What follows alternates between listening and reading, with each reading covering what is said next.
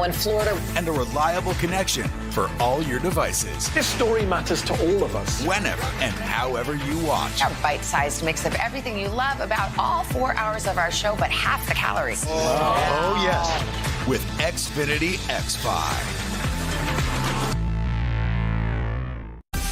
Make the most of your day with Today in 30. We give you a mix of everything you love about our show in a mere 30 minutes. Savannah and Hoda bring you what you must know. The biggest moments of the morning. One Republic! Exclusive interviews. Why did it work for you? You're right. I am more talented than the rest. And important headlines. Major medical news this morning. Watch Today in 30 on your schedule. Streaming every day on Today All Day. Some experts say that this bill still isn't enough. Do you accept that criticism? There's been a ton of confusion from the CDC. Can we try to clear some of this up? Is America safer today with the Taliban in charge of Afghanistan? If it's Sunday, it's Meet the Press. The Meet the Press Chuck Toddcast. Free wherever you get your podcasts. Today is now a podcast available every morning. Listen wherever you get your podcasts. Welcome back to our special hour dedicated to Home Sweet Home. Hoda will be back a little later in the show. And one way to create an inviting living space is by clearing out all that clutter. So right now, we're going to help you tackle what might be the messiest space in your home, the garage. Maybe your garage looks like this, or maybe this, or this. Not to worry, no job is too tough for the Neat Method organization expert, Ashley Jones Hatcher, who dropped by when Chanel was here with some awesome ideas. Take a look. The garage can feel so overwhelming when you step into it and try to figure out how to organize it, but it's so easy. So one of the things that we love doing at Neat Method is creating zones. Over here, you're going to find that this is all sports and outdoor related. Wow. And if you break your areas into zones, it just helps keep things so much more together. Cool. So one of the things that I think is really helpful is to get things off the ground. And this storage solution from Amazon helps do just that. This is storing lawn chairs, beach umbrellas, and it makes such a difference. And it's really easy too. It's got Velcro straps that are adjustable. And is that the freestanding storage unit? No, that's right here. What is that? So for the freestanding, so this is a shelving system that allows you to also go vertical in your garage space. So here you'll notice the shelves are adjustable, and I've got different categories labeled on each shelf to really drill in and make things a lot easier for us to find. Yeah, I mean, we were both saying this is the best looking garage we've ever seen. And one of the things that you do so well is that you use clear containers. Yes. It helps you see what's where, right? It makes it so much easier for you to find things quickly. But these are actually weather-tight containers. They're from the Container Store, and they're a necessary item in your garage. It's going to help with keeping all that water, all those bugs out so that your stuff stays protected and nothing gets inside of it. So every garage needs these totes. You know, it's interesting too, because quite often if I don't have a clear container, I forget what's in it. Yeah. And then you don't even use it. And then before you know, the kids can't fit it if I put clothes in there. So you talk about getting things off the ground. Is this a solution to that? Yes, this is a utility track system. It's also from the Container Store. But you'll see here, things like this stroller, if you try to lay it on or set it up on the ground, it's going to fall over. Right. So these have all types of hooks and accessory options. It's easy to use and allows things to stay where they need to. Now, walk us over to the helmets and the hats. This looks like a very, those containers, or what is that exactly? Some sort of tack board? Let me tell you, this is from Wall Control, and this is like the way to add personality to your garage. This company has 12 different colors of pegboards, and you'll see here I created sort of a sports zone. Wow. We've got a drop zone to make life easier to get out of the house, and then I've also put the kid helmets down here to make it easier for you to get to them and to help get the kids involved. I know you guys have kids too, right? Yeah, and believe me, our garages do not look like this. Yeah, and my kids play soccer. They can, we have more balls than I can't even tell you. So if you have all the balls in the world, you need this mesh storage bag. Let me tell you what's so amazing. It can Velcro open right here so that you don't have to, let's say you want the blue ball at the bottom, you Velcro open and grab what you want, and then you can close it right back instead of having to dig through the entire ball bag. I know what to get Chanel for Christmas. Please. All right, bikes. Bikes take up the most room, and so wow. Look at this. You hang them. You hang them because, you know, new bikes, they don't always have kickstands either. So this here is from Store Your Board. It has adjustability. It can store up to 5 bikes. I love that there's a shelf above so you can keep knee pads and extra bike parts and accessories. And, you know, your kids may not put their bike up every single time, but at least knowing that it has a permanent home is huge. That's so cool. And wait, really quickly, what about like little scooters? Oh, I was hoping you guys would ask about that. So look here. Oh, look These at that. 2-wheel scooters, they have their own little parking garage too. Now, normally we would turn this over to the side there, but these guys will not stay up on their own. It's true. This scooter stand from Amazon, it's like $11. It is well worth the investment. This is all the tool area. So we're going to start here with this utility track. Now, this is from the Container Store. This entire track is in 3 pieces. $70, but it helps you get your broom off. Each one of these has a weight capacity of about 100, so we're looking at 300 total. This ladder is very heavy, and it's standing up there just fine.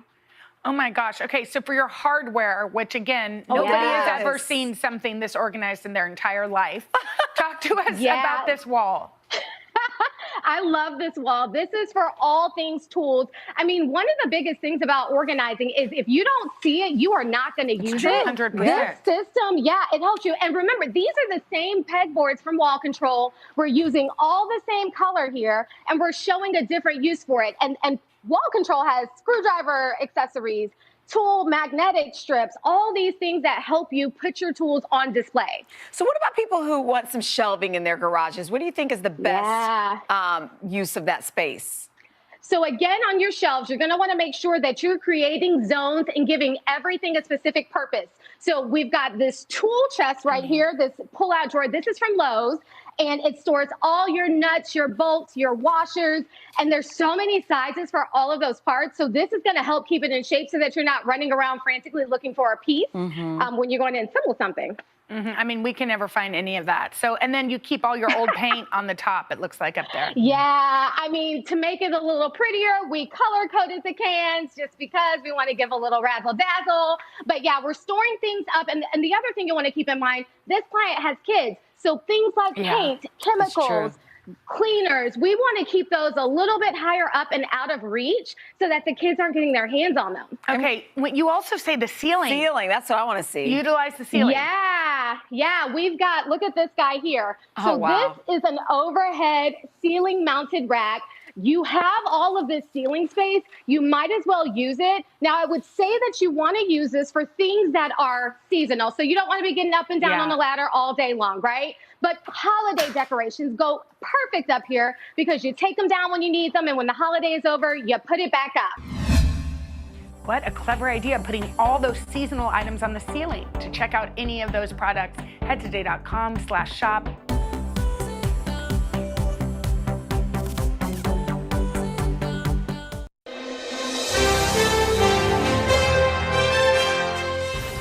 Trevor, thanks for doing this, man. Thank you, man. We should stipulate a few things for people watching and listening. It's about 102 with the heat index. Is that what it is? I don't know. So if we're a little dewy, that'll be the reason why. But we're outside, which is good. We're outside on a summer day. Yes. And we should also say, you demanded, it was in a note that you wrote, hand wrote. Yes. I have to be in front of a billboard of myself. Well, what I like is to have a billboard to remind me that I did have some semblance of a professional job before the pandemic. So I like to have that as a reminder for myself. Yeah, there you are in a suit, looking very official. So let's talk about that, what it's been like. I mean, it's when we all started this 2 Marches ago, you probably thought, you know, I'll be in my apartment for a couple of weeks, and now here we are, 15 months later. Yeah. What is it like for you now as compared to the beginning? Have you settled into this kind of show? You know, I don't think anybody has settled into anything during this period. I think what has been interesting about this period of time is that unlike any other time in human history, no matter who you were affected by the pandemic in some way, shape, or form. Some of us managed it better than others because of the resources we had, and some of us didn't. You know, some of us took a mental, toll. It took a mental toll on us that maybe other people didn't experience. And so I think what's been really interesting is the best way to answer your question is to say I've gone through phases. Yeah. You know, there was the initial period of the pandemic where I thought, I'm going to be fine. It's 21 days, because that's what they said, 21-day plan. Yep. 21 days. And Yep. I thought I can do 21 days. And then I thought, it might be 2 months. Yeah. And then we hit that period, especially when we got into the winter months, where it was like, man, this is just unrelenting. Yeah. It's nonstop. It just keeps on going. And yeah, the best way I can put it is I've been surviving. And I think like many people out there, I've been coping, and then there's moments where I feel like I cannot cope. Right. And then there are moments where I go like, I'm fine, I can do this. But it has definitely not been a normal situation, nor do I try to make it normal. So how do you, as a performer, you're a stand-up comedian, your life is in front of an audience. You tell a joke, you get the response, right? You get the affirmation, the thing I thought of was great. How do you adjust that? I'm doing a late night comedy show where you're in a little nook in your apartment. I adjust it because I have to. And that's what's been the one thing that has saved me mentally, is understanding that the situation is, therefore I have to be, And so one of the quickest things I did with the pandemic was I accepted the reality of what I was living in. And I think that's where a lot of people struggled, is they didn't accept it. They went, when are we going back to the office? Right. When are our kids going back to school? And it's good to ask those questions, but not to live in a perpetual state of not accepting your reality. And so for myself, I literally just had to say, well, what if there were never audiences? And what if you never were in a studio? And what if you never had space? And what if you never act accordingly?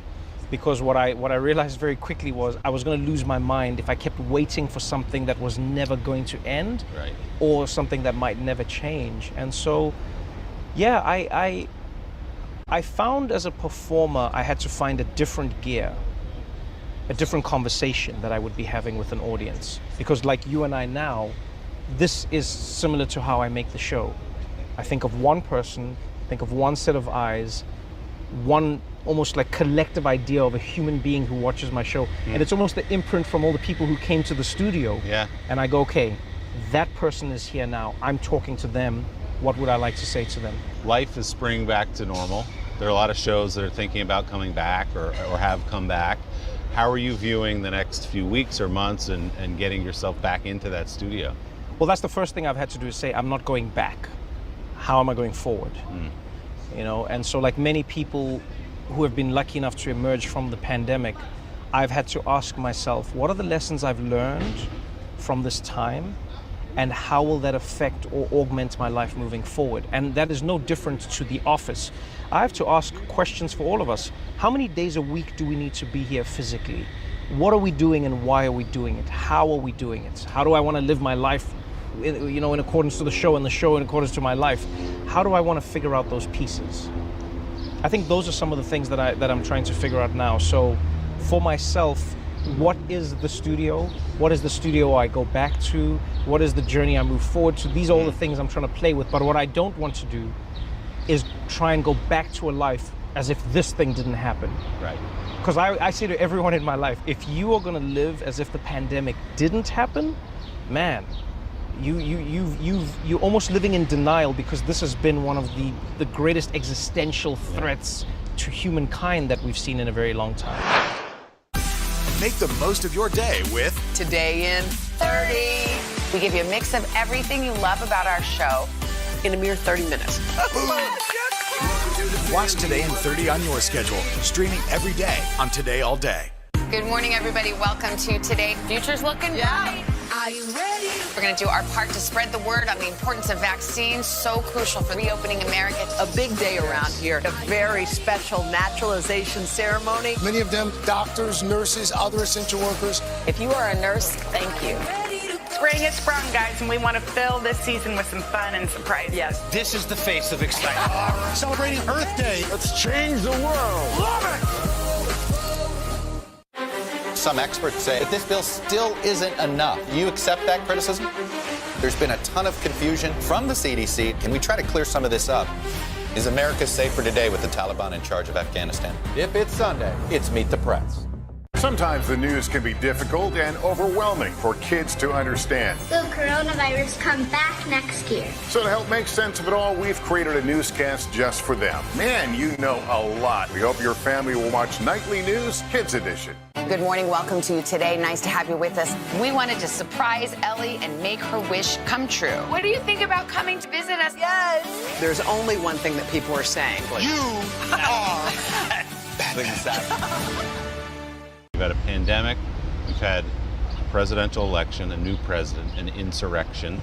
You had the murder of George Floyd just over a year ago. When you and I talked, I think it was about 3 years ago. Yeah. We were in that studio. And you said something to me, you said, I think at the end of the day, the show has to be funny. However I deliver it differently than other late night shows, you gotta laugh at the end. Right. So how do you navigate those heavy, heavy, heavy issues and those heavy moments in our society and still be funny about it in the way you've been for the last year and change? I ask myself what the purpose of that funny is. And I think that's something that during the pandemic, I've really crystallized in myself as a human being. I've come to realize that I don't use humor to belittle or to make fun of a situation. I use humor as a coping mechanism. I use humor to remind myself of where I wish to be as a person, you know, and that is in a place where I'm smiling, in a place where not everything is the worst in the world. And that's what I think comedy does. You know, when a child falls or a baby hurts themselves, what's the first thing you try and get them to do? It's to laugh again. Yeah. You want them to smile. You know, not because you want them to forget the pain, but because you want them to remember how they were before that pain entered their lives. And so now when I make the show, what I realize is I can use humor as a pressure release valve, you know, for the moments. And I can also use humor to almost deconstruct what is happening. You know, sometimes humor helps you because it's very honest. Yes. You know, and so what I'm really trying to do now is say to an audience, tune into my show if you would like to be kept abreast of what's happening in the world, and if you don't want to feel like it's all doom and gloom, because I don't believe it is. And I don't believe we can ever live like it is, because if that's the case, then we've lost all hope. And if we've lost all hope, what's the point of living? How do we get back to some place where we can have conversations, where it's not just about the tweet that was a burn, or that, you know, that's what politicians do now. Yes. They just want to signal to their side that I'm fighting for you and here's a tweet. How do we get back somewhere, not perfect, but somewhere in the middle where we can talk? So I think there are a few things that I've had to acknowledge for myself as a person. Is one, who am I talking to and why? You know, I think there are a lot of bad faith actors out there, a lot of people who don't want to have a conversation with you. They just want to, quote unquote, own you. Yep. I'm not trying to have a conversation with that person. But there are many people who I am trying to have a conversation with. And so when you ask me how I think we can get there, I don't know how the we can be collectively, but to go to the old adage, I'll just try and be the change. You know, I'll try and talk to as many people I don't agree with as possible. I'll try and engage them in a civil manner. You know, I try and stay away from like the straight up, like bam, bam. You know, don't get me wrong, I'm still gonna tell jokes. I'm still gonna have fun with that. And if you come at me, I'll come back at you with a joke. I'm still a comedian in that way. Yeah. But when it comes to like hard conversations, I would like to have those more and more with people. You know, I would like to have more moments where I engage someone in a space where we know we don't agree, but we both see each other as human beings. Right. I want to practice that more and more and more as a person.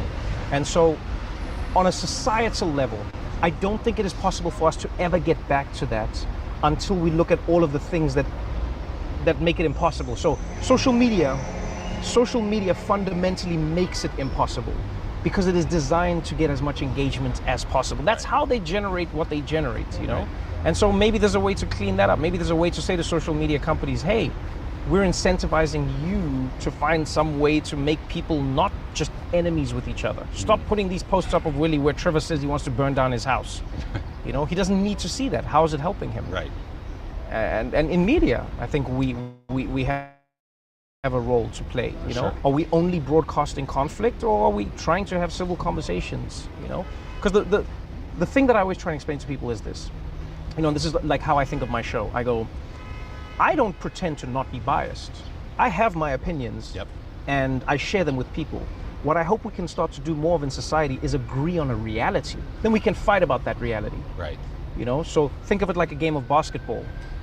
And everyone is fighting over the same ball and the same rim, but they all agree that those things are there. Then they can fight about how the game is played. That was a foul, that wasn't a foul. Right. You know, you've got this many points, I'm going to beat you.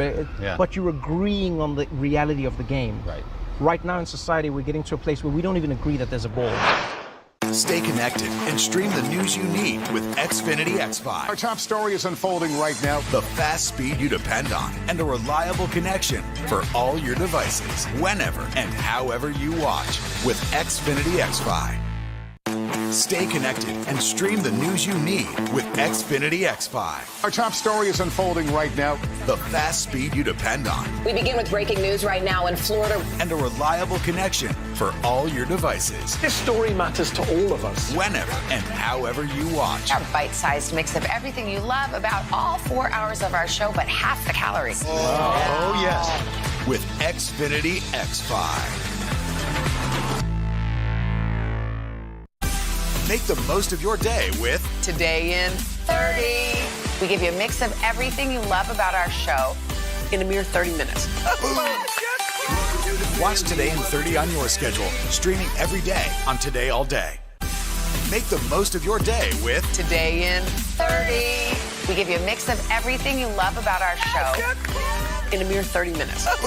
Savannah and Hoda bring you what you must know. The biggest moments of the morning. One Republic! Exclusive interviews. Why did it work for you? You're right. I am more talented than the rest. And important headlines. Major medical news this morning. Watch Today in 30 on your schedule, streaming every day on Today All Day. Make the most of your day with Today in 30. We give you a mix of everything you love about our show in a mere 30 minutes. Watch Today in 30 on your schedule, streaming every day on Today All Day. Some experts say that this bill still isn't enough. You accept that criticism? There's been a ton of confusion from the CDC. Can we try to clear some of this up? Is America safer today with the Taliban in charge of Afghanistan? If it's Sunday, it's Meet the Press. So I mentioned new administration. How has it been for you digging into the Biden administration? Obviously much different from the Trump administration, but do you approach the show differently with this man in the office? Definitely. Yeah. Definitely. I mean, there is no lying that Donald J. Trump was, I think it was Jeff Zucker who called him this back in the days, a one-man publicity wrecking ball machine.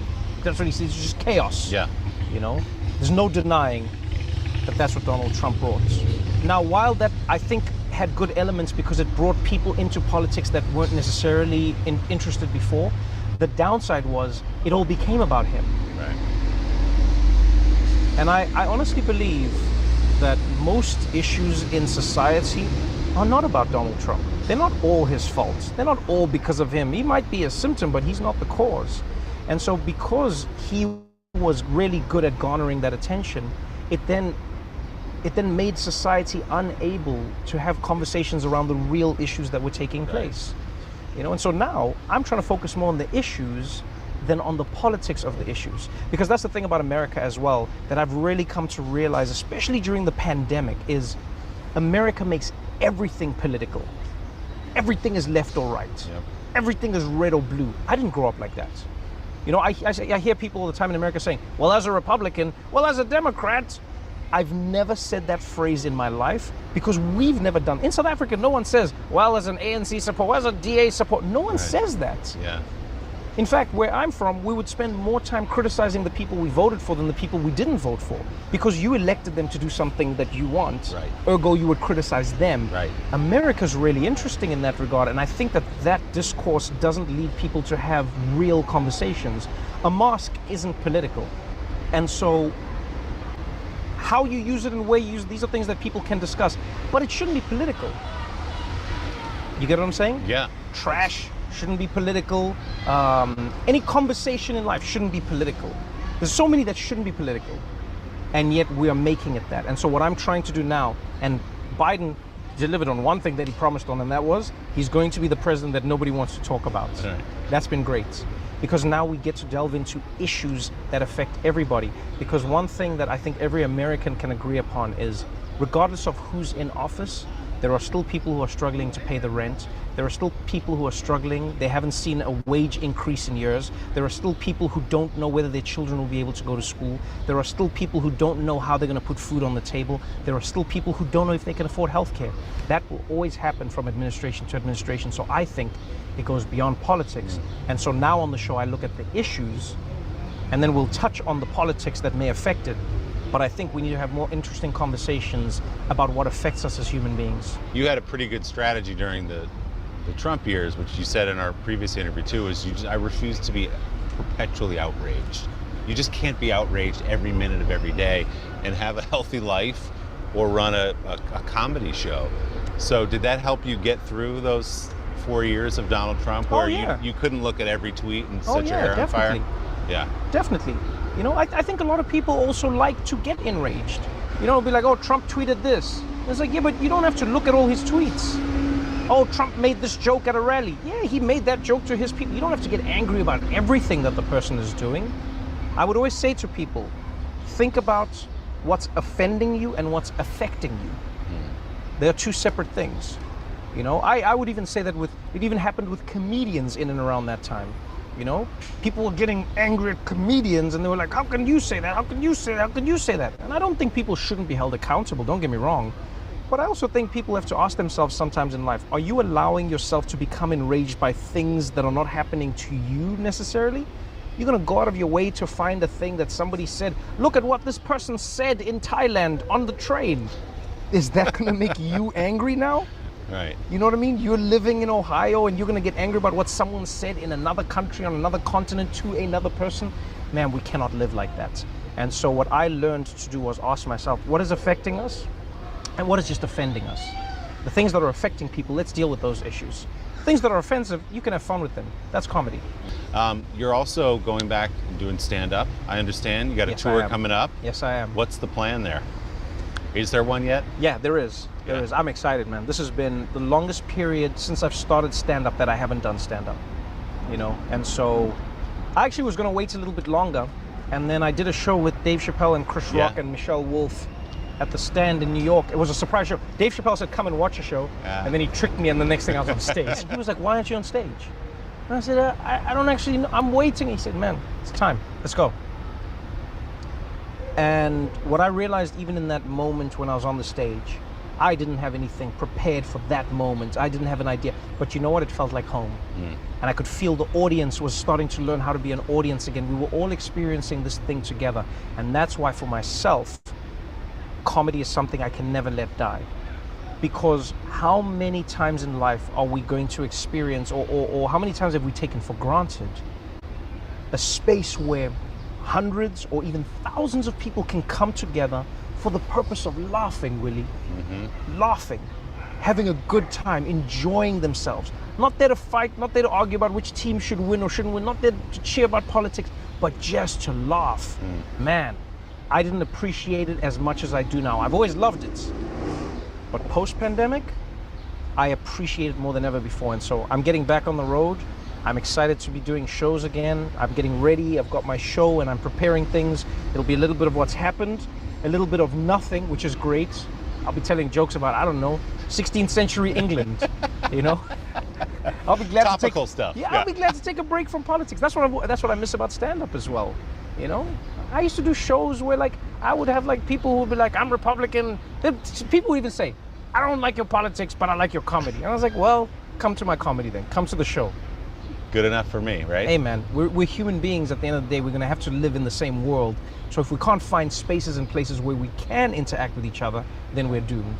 Yeah, and you've also got the film coming up, Born a Crime, which I was looking back, that book, sitting on the New York Times bestseller list, literally for years. You never could have imagined, could you, when you said, I'm just going to sit down and tell my story, here it is, that it became this phenomenon? No. I told a story and I shared an experience. I shared a story of a mother and her son, and I shared a story of a country coming out of one of the craziest periods in human history, which was apartheid, and trying to establish itself as a democracy.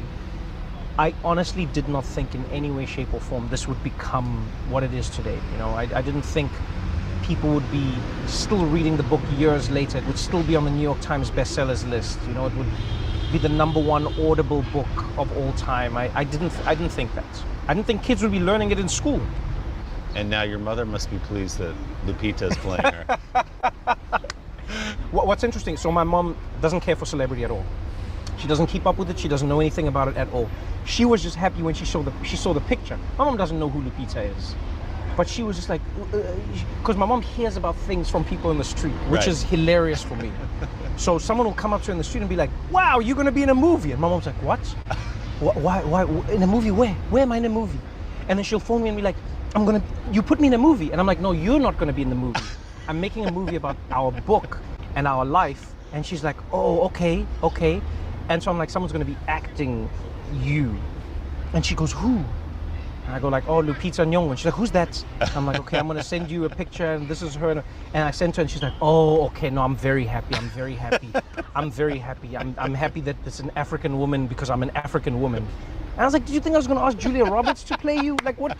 Where does this come from? But my mom is just like, man, she's just simple and living her life. That's awesome. That is incredible. But what about for you personally, to walk into the building with a billboard in New York City on the side, given where you've come from, everybody's read the story in your book, do you ever stop yourself and go, wow, I can't believe how this has turned out? Here's the truth of it. The truth is, it's a gift and a curse. Everything in life, I think, has its gifts and its curses. On the one hand, obviously, coming from a life where sometimes in my family we didn't know if we would have food on a day, to live the life I'm living today, I'm like, man, I can't believe this is insane. You know, I can order a mains and a starter if I want. That's one of the biggest things where I go, I've made it. I'm not even lying. I look at the menu and I go, I have both. And I really still go, man, I'm blessed. I'm really blessed. And then there are times when I see a billboard or I see a poster and I'm like, that's me. That's insane. That is me. I can't believe how far I've come, and I'm happy because I've brought my family with me, and I've brought my friends and my community, and I've been able to help people because of that. That's a gift. The curse is the fact that you have a billboard. You know what I mean? Like, people take this for granted. If I'm in let's say I'm in I'm in a line somewhere and something goes wrong, someone spills something on me, someone kicks me, whatever, I can't just be like, bah! You've just got to breathe, because if you're not careful, someone's going to take a video and be like, Trevor losing his cool, but we should all be allowed to lose our cool, Willie. Yes. But because if I'm not careful, then the thing, so it comes with its curses. Yes. You know, because I think you lose a little bit of the way you would live if you weren't like surveilled. Of course. You know? Like, you get to the point now when you eat, you're like, is someone taking a picture of this moment? This is how I eat. Small bites, nothing too big. This is how I eat. Because you know, the one time you're like, that's the picture. They go, you get what I'm saying? Oh yeah, of course. It's one of those things. Stay connected and stream the news you need with Xfinity X5. Our top story is unfolding right now. The fast speed you depend on. We begin with breaking news right now in Florida. And a reliable connection for all your devices. This story matters to all of us. Whenever and however you watch. Our bite-sized mix of everything you love about all 4 hours of our show, but half the calories. Oh yes. With Xfinity X5. Today is now a podcast, available every morning. Listen wherever you get your podcasts. Stay connected and stream the news you need with Xfinity X5. Our top story is unfolding right now.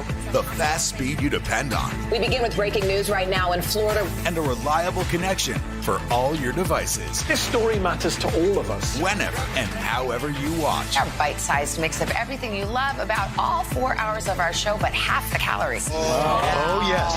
With Xfinity X5. Make the most of your day with Today in 30. We give you a mix of everything you love about our show in a mere 30 minutes. Watch Today in 30 on your schedule, streaming every day on Today All Day. Today is now a podcast, available every morning. Listen wherever you get your podcasts. For breaking news in our changing world, download the NBC News app. We were talking about George Floyd and how you handled that situation. You were out on hiatus when he was murdered, right, 2 Mays ago. What were those couple of weeks or those days like for you as it sort of stewed in your mind and you figured out how to handle it? When George Floyd was murdered, and when we started to witness America in one of the most tumultuous periods we've ever seen, I was actually grateful for the fact that I wasn't on air, because I now didn't have to react to what was happening, but I could observe. I could listen to people. I could see what was happening. The biggest emotion I had was sadness. You know, I see a lot of people now who try and create a martyr out of George Floyd, and they go like, man, what George Floyd did and what. No, George Floyd did nothing. What was done to him? You know, he didn't choose to be a martyr, nor did he want to be, nor should he have been. And so when I was experiencing this, as many other people were, you're asking so many questions about life. Why is it so hard for us to have honest conversations about policing in America? You know, why is it hard for us to connect as human beings in and around a life that was lost?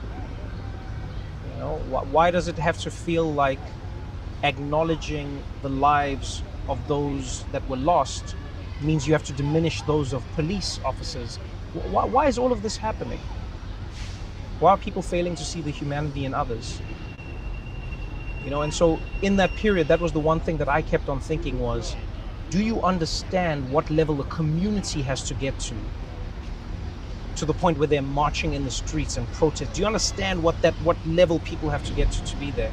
And so for myself, I felt like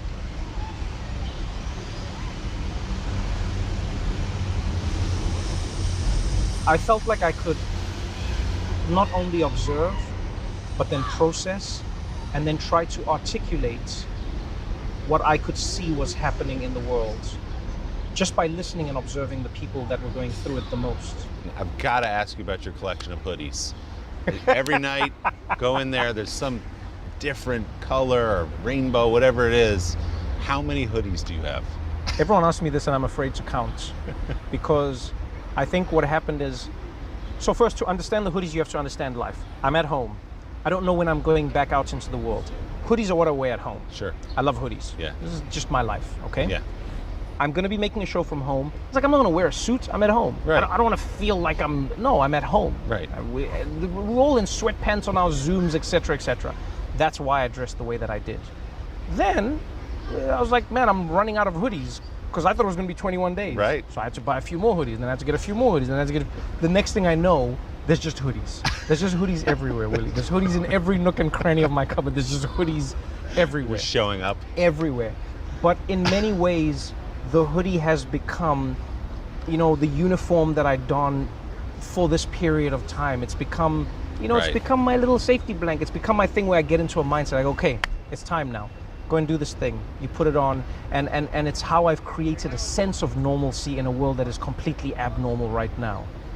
And so that's really all it is me going, okay, how do I get to, you know, just step into the zone? What's that moment where I go, okay, I'm doing this now?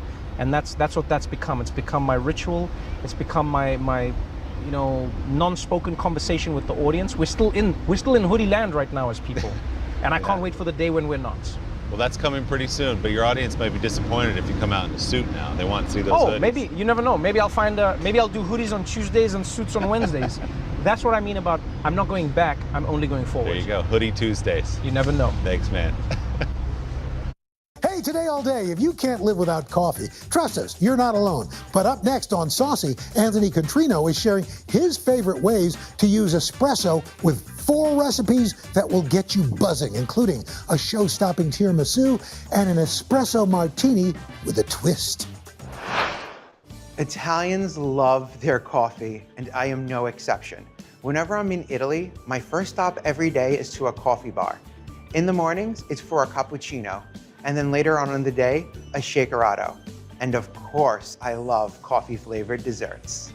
First, I'm going to show you how to make the perfect pot of espresso using a mocha pot. Then we'll shake up my favorite coffee beverage, a shakerato. For dessert, an Italian's favorite pick-me-up, tiramisu. And then a delicious cocktail that you can't live without, an espresso martini. So if you love coffee as much as I do, come along and let's get buzzed.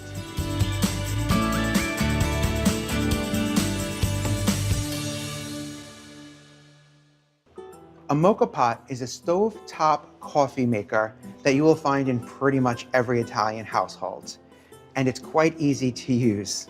This comes in this hourglass shape, and all you need is some espresso and some hot water, which I already have in the bottom half of my pot. Then you want to take your coffee filter, and I'm using coffee that's ground for espresso. There are different types of grinds out there, so make sure it says espresso grind, and then slide it right into the bottom half of your mocha pot. All that's left to do is screw on the top half. You want to get a tight seal to trap the steam in. Once you put it on the heat, the water is going to boil and the pressure is going to push it through those grinds into the upper cavity. Okay, I'm going to put this on medium heat. That's all there is to it. This is going to take about 8 minutes, so I think I'm going to start making some lunch. Nothing beats a good sandwich for lunch, and today I'm going to be making one of my favorites, a mortadella and provolone panino. It's sort of like a bougie bologna and cheese sandwich. Now, this sandwich is delicious because of 2 components, and one of those is a garlic butter. This garlic butter is quite simple to make. 4 tablespoons of softened butter. You know me, I always need to use a bougie butter. $1 for every time I say the word bougie today. And then garlic, but 2 ways. First, just a little bit of fresh garlic.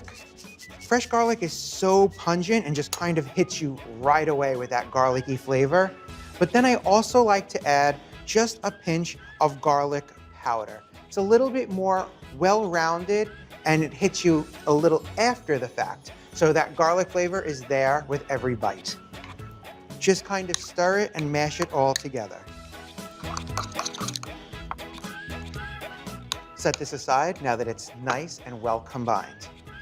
Next, the other thing that really adds a little extra something special to this panino is an artichoke spread. It adds this creaminess, this freshness to the sandwich that I think you're really gonna enjoy. It all starts with just a can of artichoke hearts.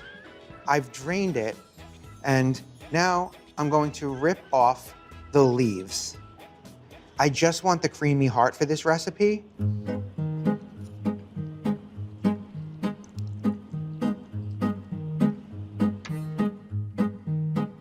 And last one, right into our mini chopper.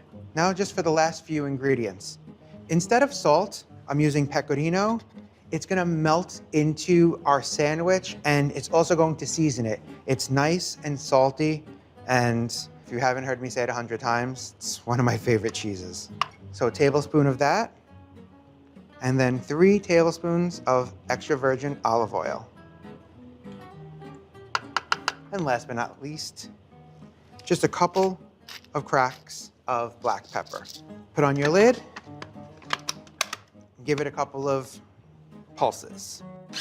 We're just looking for a nice spreadable consistency. This looks great and it smells delicious. Now all that's left to do is to put everything all together. So I'm using some sliced bread. This is the kind of bread that my grandmother used to have for us growing up. You could find it in most bakeries, just a good boule, Italian boule. So first we take our garlic butter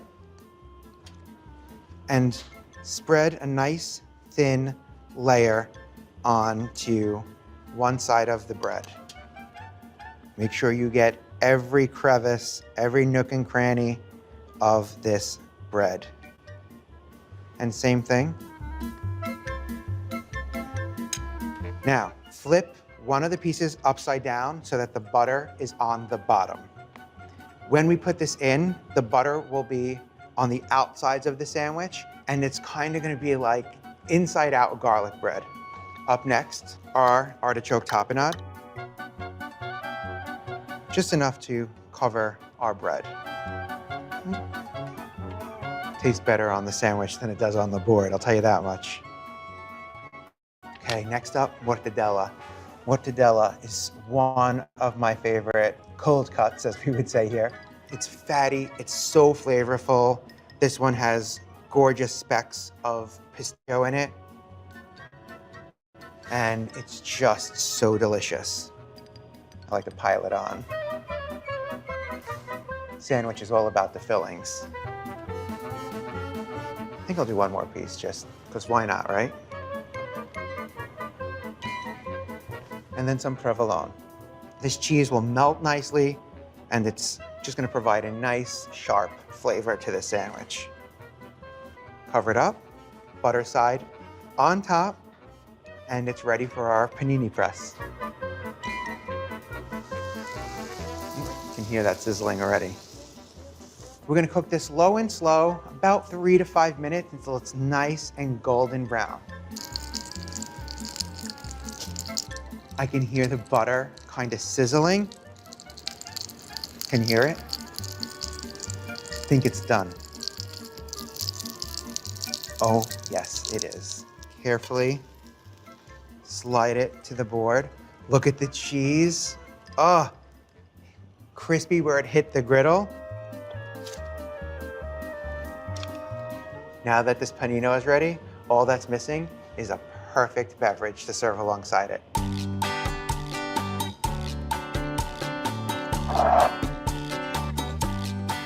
I'm going to show you how to make my favorite coffee beverage, a shakerato. It is not very popular here, but I think you'll love it.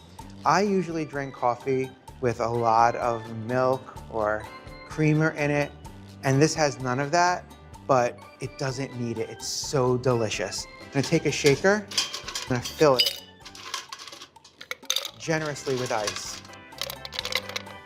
No need for bougie ice here. Then our Demerara sugar. It's an unrefined sugar and it's relatively coarse. Then our freshly brewed espresso. 2 shots right on top. And then cover it up. I like to cheat because I'm nervous. Don't want to be wearing it. Wrap it in a towel and now just shake, shake, shake vigorously. At least 20 to 30 seconds until you feel like you're gonna die.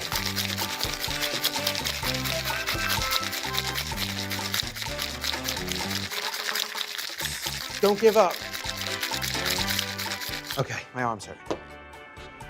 See? Saved myself from wearing that. While you might not need bougie ice, this drink calls for a bougie glass. And shake it out. The sugar creates this foam. Keep going. We want all that coffee and all of this beautiful, slightly sweet foam.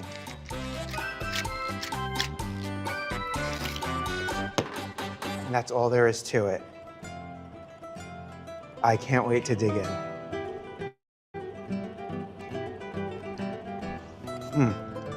This drink is so simple, but so perfect. It's just a marriage made in heaven.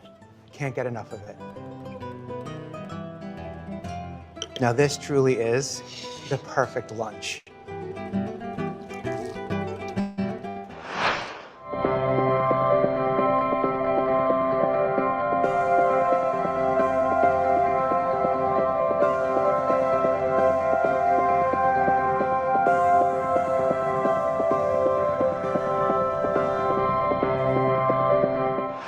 Stay connected and stream the news you need with Xfinity X5. Our top story is unfolding right now. The fast speed you depend on and a reliable connection for all your devices, whenever and however you watch with Xfinity X5. It has been a long year. Yeah, where it's been anything but normal. Well, now there's hope. The COVID vaccines. I know. It's been a little confusing. Like really confusing. So it's more important than ever to make a plan. Visit planyourvaccine.com to find out where and when to get your vaccine. What are you waiting for? Roll up your sleeves and plan your vaccine. Plan your vaccine. Plan your vaccine. Stay connected and stream the news you need with Xfinity X5. Our top story is unfolding right now. The fast speed you depend on and a reliable connection for all your devices, whenever and however you watch with Xfinity X5. Good morning, everybody. Welcome to Today. Future's looking bright. Are you ready? We're going to do our part to spread the word on the importance of vaccines, so crucial for reopening America. A big day around here, a very special naturalization ceremony. Many of them doctors, nurses, other essential workers. If you are a nurse, thank you. Spring has sprung, guys, and we want to fill this season with some fun and surprise. Yes. This is the face of excitement. Celebrating Earth Day. Let's change the world. Love it!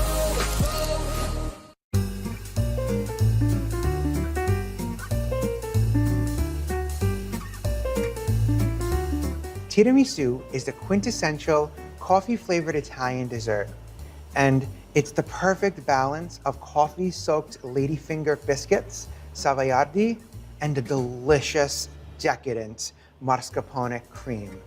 The first thing we need to do is work on our coffee soak. I reserved the rest of the coffee from this afternoon's mocha pot, and I brewed another one. We need 2 cups of our espresso. So a 1/4 cup of sugar is going to go into this, along with a 1/2 teaspoon of vanilla, just for a little extra flavor. That's all that we need for our soak. Whisk it up to dissolve all that sugar. Perfect. We'll let this cool now while we work on the remaining components of our tiramisu. Now I'm going to make the mascarpone cream. This is my favorite part of a tiramisu. It is so tasty. I honestly could sit there with a spoon and just eat the cream as is, but I'm gonna be nice enough and show you how to make the tiramisu from start to finish. We need eggs, both the yolks and some of the whites. I need 4 of the whites and 6 yolks.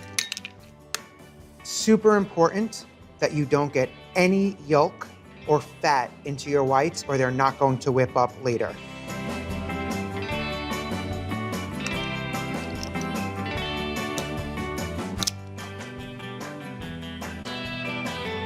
First, we're gonna start with our egg yolks. And I'm making what's called in the French pastry kitchen a pâte à bombe, which is simply egg yolks, some sugar, and flavoring. My flavoring of choice for this is a dry Marsala wine. Not sweet. We have enough sweetness going on with all the sugar that we're adding and our savoiardi biscuits.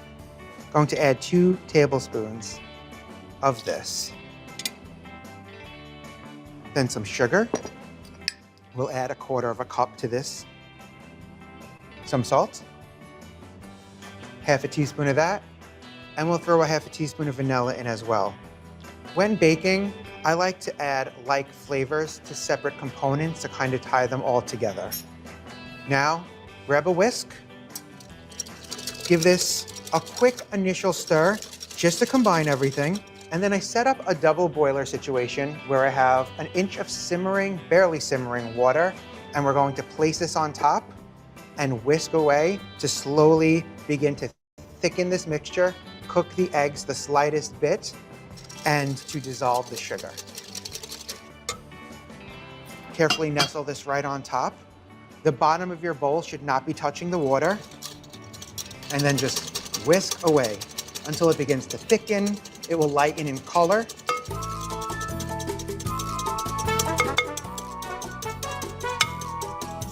You can see the texture starting to change already. It's thickening slightly. It's a beautiful, silky texture.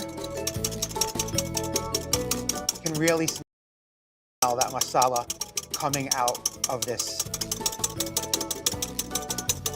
You can see how much this is lightened in just a couple of minutes. I don't feel any granules of sugar, which means that it's ready to go. You want to transfer this straight to a stand mixer. I have it fitted with the whisk attachment. And now over medium high. Let it go until it cools down. It will be cool to the touch, and this will thicken up even more.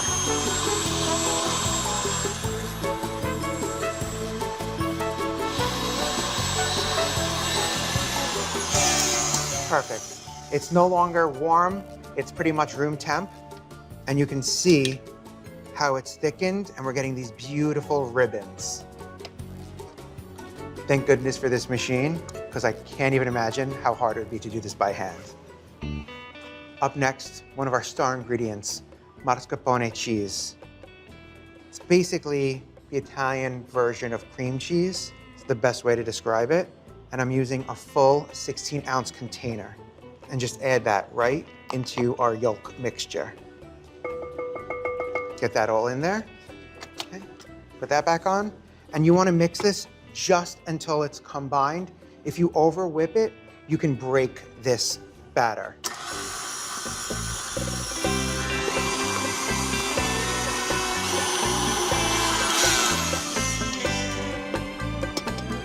This looks delicious already. Set this aside. And onto our whites. So we have our 4 reserved egg whites, and to that, a final 1/4 cup of sugar. Add that in. Start with a clean, fresh whisk attachment.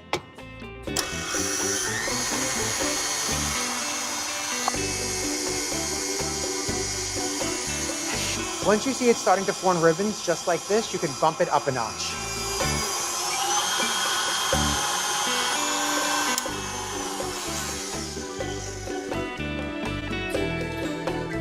That's perfect. We're not looking for super stiff peaks here, just soft to medium peaks. We're nearly there. All that's left to do is to combine our 2 egg mixtures, and we have our mascarpone cream all ready for assembly. Add about 1/3 of your whites and gently fold/stir it in. This is to soften the yolk mixture to make it easier to fold in the remaining whites.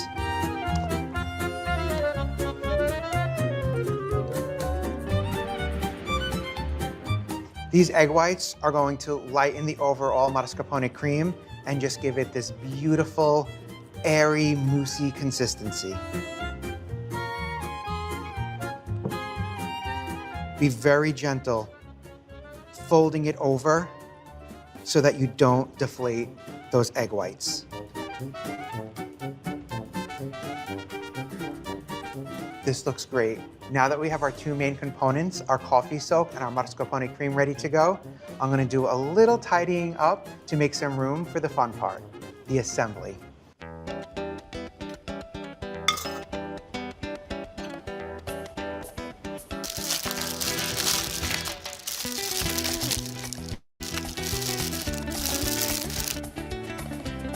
Grab yourself a casserole dish. I'm using a 7x11, but a 9x13 will work for this recipe.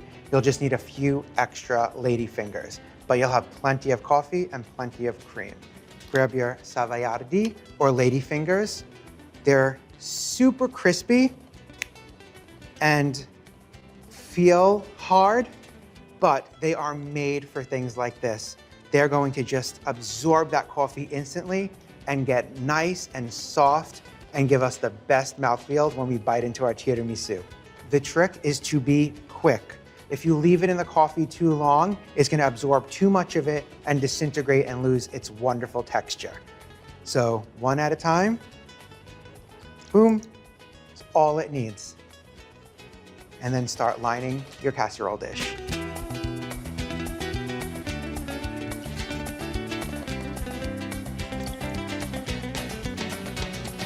The first ones have already begun to soften, where I can kind of squish them down. Let's see if I can add 1 more savoiardi.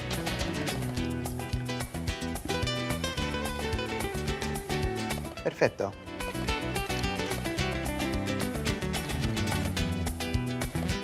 Now that our bottom layer of cookies are in, it's time for the layer of mascarpone cream.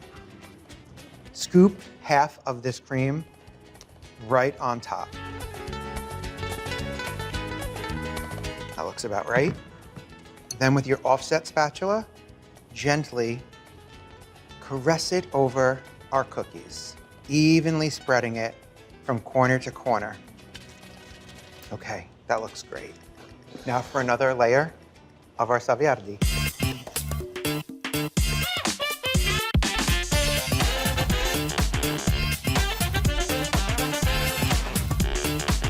At this point, you don't have to, but I just can't help myself.